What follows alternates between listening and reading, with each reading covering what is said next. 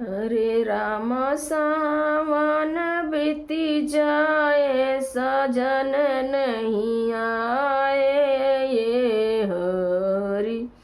हरे राम सावन बीती जाए, सजन नहीं आए ये हरि।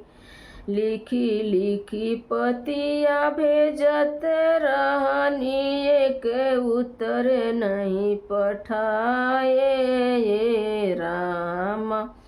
लिखी लिखी पतिया भेजत रहली, उत्तर नहीं पठाए ये राम। हरे राम मोरे सुधि बिसराए, पिया नहीं आए ये हरि।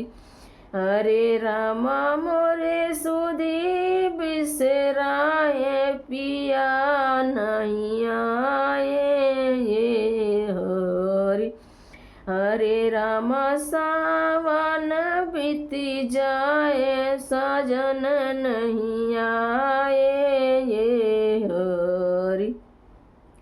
सावन महीना बीती जाए, कुछु नहीं सुहाला ये राम।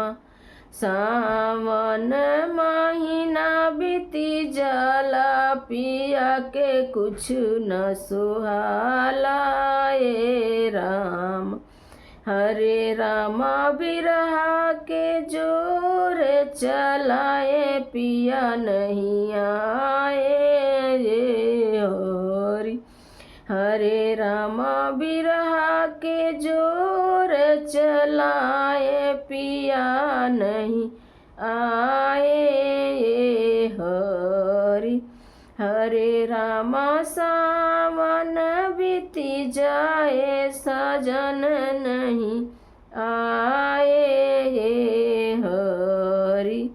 झूला झूल रही सब सखियाँ, सावन गीत सुनाए राम।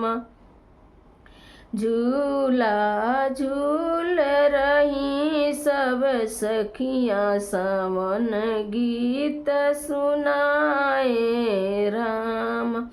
हरे राम हमरे जिया कुछु न भावे, पिया नहीं आए ये हरि।